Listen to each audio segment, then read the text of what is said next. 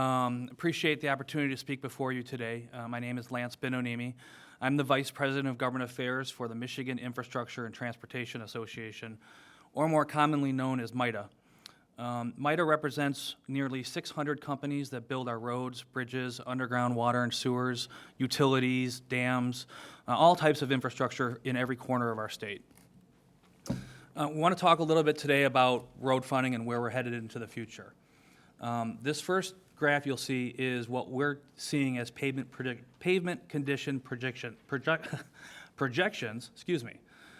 moving into 2032. As you can see, there is a sharp decline in the pavement condition projections moving past where we're at in 2024. I think most notably, you'll see in 2028, we reach less than 50% of good and fair condition roads on our trunk line system. And we'll get into why we rate our roads in good and fair and poor condition, and why it's important to invest when they're in good and fair rather than waiting until they're in poor. Another example of our poor infrastructure, in 2023, the American Society of Civil Engineers Infrastructure Report Card came out, and to put it blankly, Timmy's grounded. We have grades in overall grade of C-. Our roads are graded at a D, bridges at a D+, drinking water and stormwater in the D category as well. I know if I came home with this report card, I'd get grounded. And the rest of the state should be really worried about this. It's not hard to see why. This chart shows the average annual real per capita capital outlay from 2000 to 2021, broken down by every state. I know it's hard to see. It's a little easier on your handout. But the green line represents Michigan. We ranked 47th in that 20-year period of overall spending amongst all states. As you can see, the red line represents the national average. Clearly, we are underinvesting in all of our infrastructure, and have for decades. The future does not look any better. These are projected revenue graphs if the state does nothing to increase revenues moving into 2027. We are calling it a sharp revenue cliff. And that's exactly what we will be seeing in the next 3 to 4 years, once some of our short-term investments run out. For a little bit of background, how do we pay for our roads and bridges throughout the country? They're typically paid through user fees. There's a federal gas tax of 18.4 cents that was last increased in 1993. There's a state gas tax that's now 30 cents per gallon in Michigan. And we have registration fees that are based off the value of a vehicle. A lot of states do use toll roads. We do not in Michigan. Our biggest public policy problem in road funding is our sales tax on motor fuel.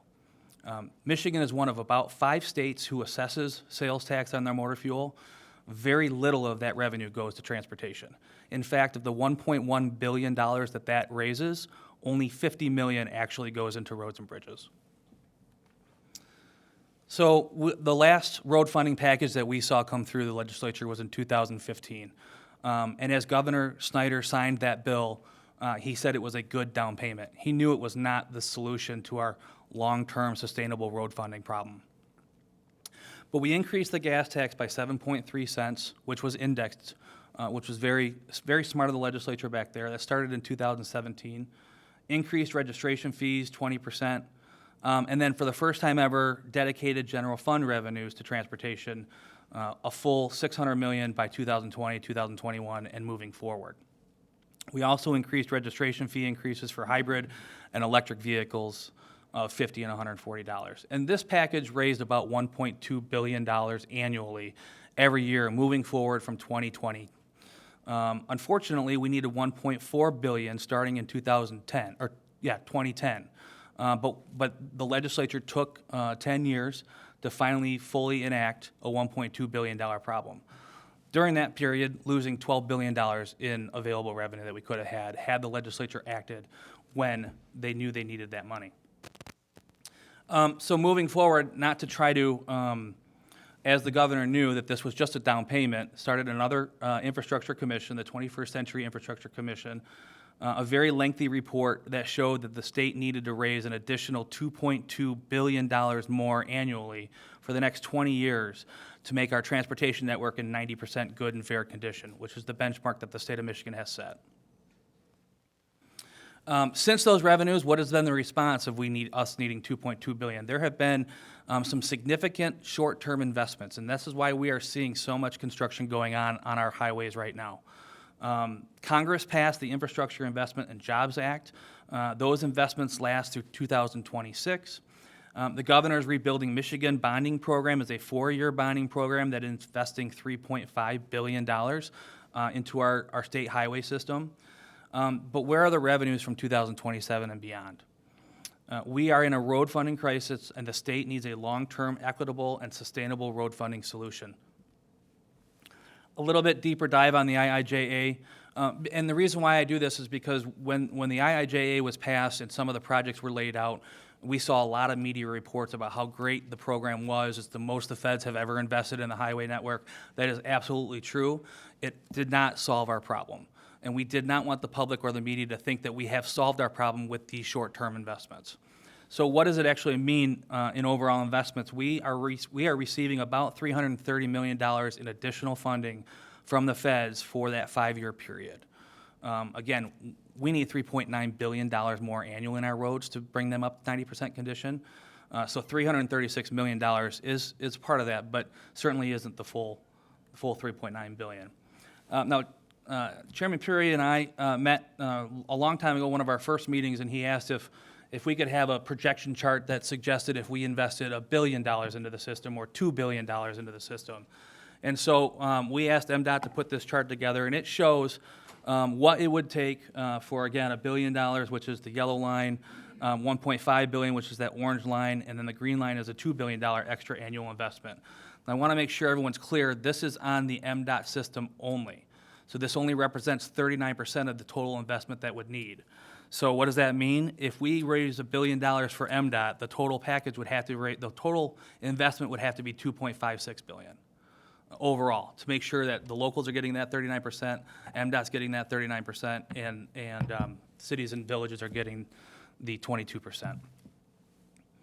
But you can see, and MDOT does a really good job, and our Asset Management Council does a really good job of projecting future pavement conditions based on the investment levels. They've been spot on for the 12 years that I've been at MITA. Why do we care about good, fair, and poor conditioned roads? You can spend $1 on a good and fair conditioned roads to save $6 to $14 in a reconstruction on a poor conditioned road. What's happening now is we are trying to keep these roads in good and fair condition, but we don't have the resources to do so, and they're falling into needing complete reconstructs, which are costly, extremely expensive. And so this next chart kind of gives you a little bit of better idea. Back in the 2015 package, the goal was to see if we could build 50-year roads. Turns out we can. It takes some maintenance along the way. So the brown graph, or the brown line, you can see is just a typical road if you leave it alone. It'll last 20 years. Now, if we do some capital preventative maintenance on it, we can extend that life period to last 50 years. Again, we are investing a lot of money right now into our highway system. We do not have the resources to maintain that. You're all familiar with the Growing Michigan Together Council. These two graphs were in my previous slides, but I think it was good to show that they were part of this, this council's report. It identified that there's a $3.9 billion annual funding gap in our transportation network. It recognizes that the problem gets worse the longer you wait, and that is shown through every report that's been done on this issue. Every year the number grows more. And it expressed the need to transfer away from a gas tax funded system and examine alternative dedicated funding sources to maintain Michigan's roads infrastructure, including vehicle miles traveled fees and tolling. And so on vehicle miles traveled fees or road usage charges, I want to give you guys an idea of what the rest of the country is doing. And we've got 18 or so states that have a pilot program or an introduction to a pilot program, and you've got 4 states that have implemented a program that are all voluntary, but will be mandatory at some point. I believe, MITA believes that we're a little behind in this area, and we think that we should be studying what a road usage charge in Michigan would look like for all passenger vehicles. I know there's a debate between whether it should be electric, whether it should be all vehicles. We believe the most equitable way is to get it on all vehicles. And there are a plethora of ways you can collect mileage data from individuals. We've gone from fix the damn roads to fund the damn roads. And I wanted to list a few things that things can be done and what they raise. Each penny that you raise for the gas tax raises $53 million annually. Each 10% that you increase the registration fees, you raise $144 million annually. You can implement a road usage charge or a vehicle miles traveled fee. Each penny per mile raises about $968 million. We believe that toll roads should be a conversation in our road funding debate. And the feasibility study done by HNTB shows that we could raise $1.3 billion annually in toll roads. And again, the biggest public policy problem in our issue is the sales tax on fuel. We believe you can remove the sales tax on motor fuel, increase the gas tax by an equivalent amount, making it revenue neutral at the pump, and raise $1.1 billion annually for roads. What you could do, so we always get in between coming up with a plan or not coming up with a plan. My plan is to get 56 votes out of your chamber. So whatever is feasible for lawmakers. But what you could do, you could raise the gas tax by 25 cents and raise $1.325 billion annually. You sunset that gas tax, as I think we all recognize that the more fuel-efficient vehicles that are on the road, the more electric vehicles that are on the road, the less gas tax revenues we are collecting. And a more equitable way is a road usage charge. Sunset the gas tax completely and replace it with a revenue-neutral road usage charge by 2035. Implement a 550-mile toll system that could raise $1.3 billion. Our idea of eliminating the sales tax and increasing the gas tax by the equivalent amount raises of $1.1 billion. And we threw in just an example of registration fees for $576 million at 40%. And we also believe that to make everything equitable, you would have to increase the electric and hybrid vehicle registration fees to reflect the increases in the user fees for typical ICE vehicles. Again, also expiring in 2035 with the road usage charge implementation. So you could raise $4.3 billion annually, approximately total revenue. Easy peasy. We did, back on my sales tax on motor fuel question, we did do a poll just recently that was released yesterday of 600 active and likely voters from February 13th to 18th, and 82% of the respondents said that they believe that all taxes that are paid at the pump should go into roads and bridges. When pressed on the question and given the information on where that revenue currently goes, 66% still support legislation that requires all $1.1 billion generated at the pump to go towards roads and bridges. So we thought that good information for you guys to have. When I testified in House Tax Policy or House Transportation Policy Committee, I think a lot of people were surprised by what gas taxes in the surrounding states are and what other avenues they have. So we put this graph together to show you what the gas taxes are in the other states. As you can see, we're the second lowest in our surrounding states. And then 4 of those 7 states actually allow for toll roads. So it's a good comparison state by state on what we're doing in Michigan. And we always get, why are Ohio roads so much better than our roads? And Ohio is a really good example. When I got to MITA in 2011, Ohio was spending $1 billion more annually in their roads. And their road network is very similar to Michigan. Since then, they've increased their gas tax by 10 cents. So they're spending even more than we are. And so I think it's pretty obvious why their roads are in better shape than ours. HNTB put together a really good list of what other states are doing a little bit beyond what the user fee model is. There's a registration surcharge for high mile per gallon vehicles in Virginia that our counterparts on the federal level say is going very well. Any vehicle that's over 25 miles per gallon would have a surcharge. A resident advantage fuel tax increase, which individuals can get their rebates based at their fuel tax. It'll collect out of state, and I think it assumes that not everyone's going to go after that rebate. You can't, but sales tax or general funds for transportation has been used in other states. Major tolling projects that we've seen in other states, Indiana and Kentucky, Unique that a couple of states are doing a retail delivery fee, and Colorado and Minnesota have implemented those with some exceptions and some boundaries on when that actually goes into play. And then a lot of states are doing road usage charges. They also put together some alternatives for Michigan to do. A vehicle registration surcharge on high mile per gallon vehicles, like Virginia does, could raise $70 million a year. A resident advantage fuel tax increase could raise $250 million plus a year, assuming that the state would raise the gas tax by 10 cents and then allow residents to get a rebate.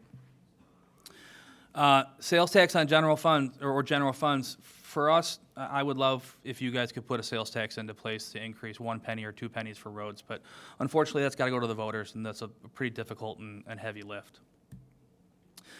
Major tolling projects, as I mentioned before, we believe that it should be a consideration when we talk about a long-term sustainable road funding solution. As you can see of the little graph, where those proposed tolls would be. Retail delivery fees could raise $195 to $200 million, assuming a quarter per parcel delivery fee for transportation. And then again, road usage charge. We are highly advocating for the state to look into a pilot program and test the individuals in our state on a road usage charge and get their responses from it. I think that we've seen in other states that obviously at first there's hesitation. Anytime change is implemented, there's hesitation. But we have also seen that by the end of it, it's not as bad as a thing as people thought it was. It's pretty simple, and they don't mind it. And so we think we should get that ball rolling in this state. And I think we talked a lot about revenue, but I also think that it's important to talk about any cost-saving measures that we can.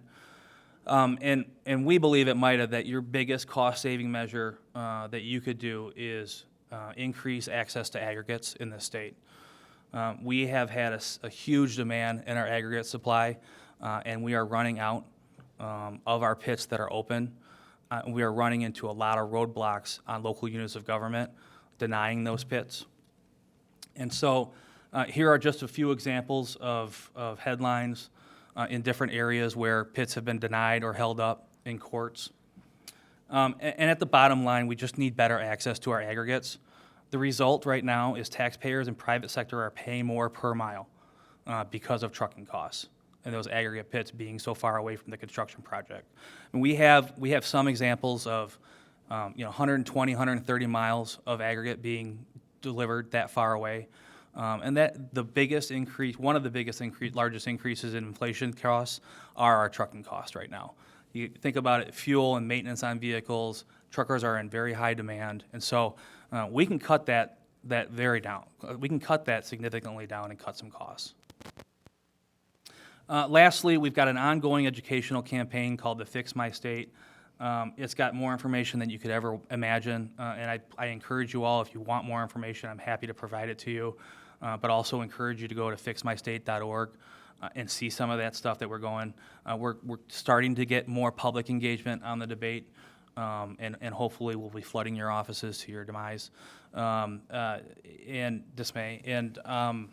But I think that's what's important, is educating the public, making sure that they understand that there's a real need here.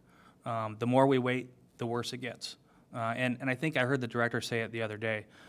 If we're okay with the roads that we have right now, then we can do nothing and keep them going that way. But I don't think most of Michiganders are okay with the roads that they are right now. So that's all I got. Lance, thank you so much for that presentation. A lot of insightful information that we went through. I think, unfortunately, I'm maybe really obsessed with this more so than the average person around town. So I find this stuff it's really insightful in that way. I appreciate kind of MITA's role in this puzzle, and so I am kind of that chart that you laid out that we had seen a while back that lays out the different scenarios. I think that's just a really telling picture of how dire the situation is. If you look at those lines, the line of us not doing anything kind of just falls off a cliff. And I think the takeaway of understanding that the longer we wait, just the more expensive this conversation becomes, and the need to kind of find a solution sooner than later, again, is dire. With that, as we're kind of exploring conversations, we want to make sure that the solution that we do come up with is future-proof. I don't think anyone has a magic 8-ball of knowing kind of what this transition to kind of electric vehicles and just a broader transportation conversation is going to look like long-term. And so, whatever we do, we want to see. And so just with that, I think you even briefly touched on it. There's kind of two ways to tackle this problem. One's on the revenue side, and one's on kind of the cost side. If we kind of narrow in for a minute on the revenue side, thank you for laying out that buffet of options that's available. I think, unfortunately, not one solution in itself can take care of the entirety of the problem. The road usage charge is something that I've taken a liking to, and I'm kind of exploring. Can you speak a little bit to just around the country, has any state kind of implemented this in full? And I know in just some of my conversations, there is some fears of what that would mean with the access to data that would have to be shared by drivers. And just Can you kind of talk down some of those concerns? Yeah, for sure. So Oregon, Utah, Virginia, and Hawaii have implemented a full program. Again, it's voluntary. In Hawaii, it's mandatory for all vehicles in 2033. But I will admit it's been slow. The nice thing that we can see is that we can take a lot of the positive and negatives that have happened across the country and utilize it. And I think studying it will allow us to do that. But for us, it's the most equitable way to collect a user fee. We're very disappointed that the federal government hasn't come up with their own strategy on this, because eventually you're going to want to collect user fees from Illinois, Chicago, you know what I mean, from other states. And how do you do that? Or how does a traveler out in a different state, collect that user? How does Michigan collect the user fee from them, or vice versa? How do they get out of paying that user fee if 20,000 miles were driven in Ohio? And so there are a lot of things, again, why we think we need to study it a little bit further. I agree. I'm hoping that some of these issues can be solved at the federal level. I think a national vehicle miles travel model would be the ideal solution, but I like it particularly for Michigan just because of the reasons of in a future state when you're robust with the setup of it, it can be kind of dynamic and you can change things and you can capture a lot of out-of-state revenue in the summers when people are going up north. And so I think there's a lot of great there. And then just also briefly on the cost side of the conversation, you did mention kind of access to aggregates. Do you have any sort of metric in terms of if we were to be able to source our aggregates closer and save costs that way, what that number looks like, how sizable of a piece of the equation that is? Sure, I do not. I know that our coalition, I think it's Build Michigan Strong, is putting that information together. It's very difficult information to get. Our members are very close with their bids and what goes into those bids for proprietary reasons. They don't want their peers and their competitors seeing where their labor costs are or where their equipment costs are. So certainly we're attempting to get that information from some of our members, and I know Doug Needham at the Michigan Aggregate Association is doing the same. So hopefully we'll have some sort of monetary number for you that will give you some sort of savings. But we know it's significant just based off the anecdotal evidence that we have. A job in Ann Arbor getting aggregate from Jackson doesn't seem like a long way. It's increasing cost significantly when there's a pit close to Ann Arbor in Washtenaw County that could be opened. Thank you. I look forward to kind of when those numbers start becoming a little bit more available, just digging into those. But again, just overall, there's a lot that we need to do. I think your estimates were about $3.9 billion, and so do want to close that gap. I do want to open it up to my colleagues for questions. Do we have questions? Surprise. Start with Rep. Steele. There's just a lot of information. So this particular chart, do you know if the surrounding states charge, if they were able to get the sales tax back into the roads that they charge on the gas? Yes, so Indiana and Illinois are in the process of doing that right now. Indiana is a little convoluted. It's like, this certain percentage by this year and then another percentage, but they are both transitioning their sales tax on fuel into their road and bridges program. And then, do you know, like administratively wise, like for every dollar, I think only 50 cents goes to our actual roads based on it gets funneled in other spots. Do you know how other states are with, how much money actually goes into the road versus administration and other items? Sure, I do not. Okay, thank you. Yep. Rep. Morgan. Thank you, Chair. And thank you for this presentation. I think it very effectively lays out that we really do have a transportation and infrastructure funding crisis. I was always taught that we aim for A's, we can get by with B's, but C's are unacceptable. And what I see in what you presented is a heck of a lot worse than C's. So I would like to see us do a whole lot better. I think we have made significant improvements to catching up in recent years. I think the governor has very effectively focused public attention on the roads, and I think that's been really important and positive. With that said, I think as you've laid out, we really are failing the people of our state when it comes to investing in our road infrastructure. I think we should be expressing truly bipartisan outrage at the fact that we don't have a long-term solution and collaborating to come up with an effective funding solution long-term. These are really hard discussions when it comes to ensuring we have the revenue to provide the infrastructure that the people need. But I believe we can do that if we are willing to have those tough conversations. I'd like to see, based on what you presented, I'd like to see us identify new revenue, better utilize some of our existing resources, and properly direct all of our current funding sources for roads and infrastructure to roads and infrastructure. We emphasize that we fund transportation, both roads and public transit, with transportation-related taxes and dollars. But we have a lot of revenue sources that are going to the general fund or other places that are not going to transportation. And so it frustrates me that we are only looking at how we pull more dollars from that space, which we do need to do, while we're not properly directing what we have now. So I would like to see us, in the overall budget, properly direct the resources paid for by transportation-related revenue to transportation and infrastructure.